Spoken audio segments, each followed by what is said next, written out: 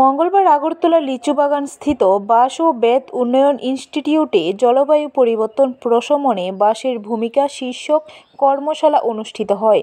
অনুষ্ঠানের মুখ্য অতিথি হিসেবে উপস্থিত ছিলেন বিজ্ঞান ও প্রযুক্তি দপ্তরের মন্ত্রী Animesh Debbarma.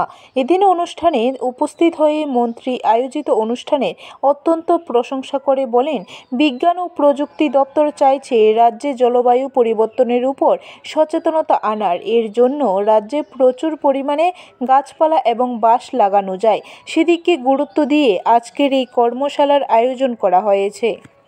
Climate change department, যেটা আমাদের স্মল একটা সেল আছে সায়েন্স অ্যান্ড টেকনোলজি ডিপার্টমেন্টে, আমরা চেষ্টা করছি সারা রাজ্যে ক্লাইমেট চেঞ্জকে নিয়ে একটা সচেতনতা আনা এবং মিটিগেশন যে ব্যাপারটা হচ্ছে এটা কমানো।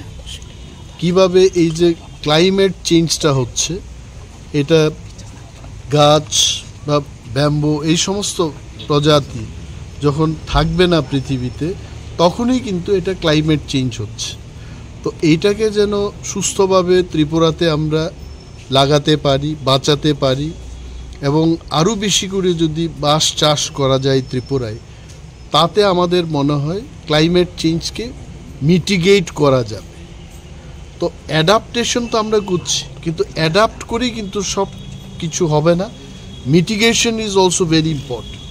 ব্যুরো রিপোর্ট, খবর ত্রিপুরা।